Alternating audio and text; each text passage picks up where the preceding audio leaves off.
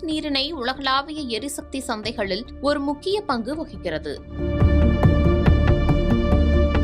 பிப்ரவரி 28 அன்று அமெரிக்காவும் இஸ்ரேலும் ஈரானை தாக்குவதற்கு முன்பு உலகளாவிய எண்ணெய் விநியோகத்தில் சுமார் 20% இதன் வழியாகவே சென்று கொண்டிருந்தது. பின்னர் ஈரான் வர்த்தக கப்பல்களை தாக்கி பதிலடி கொடுத்ததை தொடர்ந்து எண்ணெய் கப்பல் போக்குவரத்து முடங்கியது. இது வரலாற்றிலேயே மிகப்பெரிய எண்ணெய் விநியோக தடை என்று கூறப்பட்டது. போருக்கு முன்பு தினமும் 100க்கும் மேற்பட்ட கப்பல்கள் அந்த நீர்வழி பாதையை கடந்து சென்றன.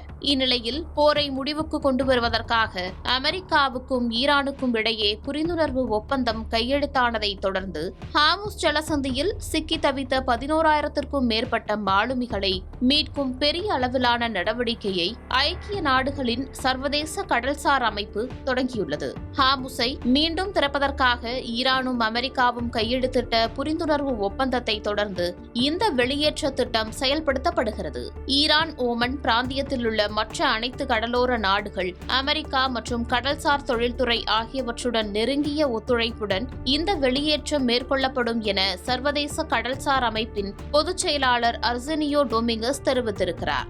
ஓமன் கடற்படை வெளியிட்டுள்ள அறிக்கையின்படி மாலுமிகளின் பாதுகாப்பை உறுதி செய்யும் வகையில் உருவாக்கப்பட்ட 2 தற்காலிக கடல்வழி பாதைகள் வழியாக கப்பல்கள் ஒவ்வொரு கட்டமாக ஹார்முஸ் நீரிணையை விட்டு வெளியேறும் என்று தெரிவிக்கப்பட்டுள்ளது.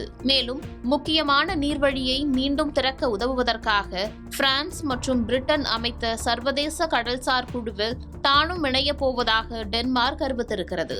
முன்னதாக ஐக்கிய அரபு அமீரகத்திற்கு பயணம் மேற்கொண்டிருந்த அமெரிக்க வெளியுறவுத்துறை செயலர் மார்க்கோ ரூபியோ எந்தவொரு இறுதி ஒப்பந்தத்தின் கீழும் அந்த நீர்வழியை பயன்படுத்தும் கப்பல்கள் மீது சுங்க கட்டணம் விதிக்க ஈரான் அனுமதிக்கப்படாது என்று வலியுறுத்தியிருந்தார்.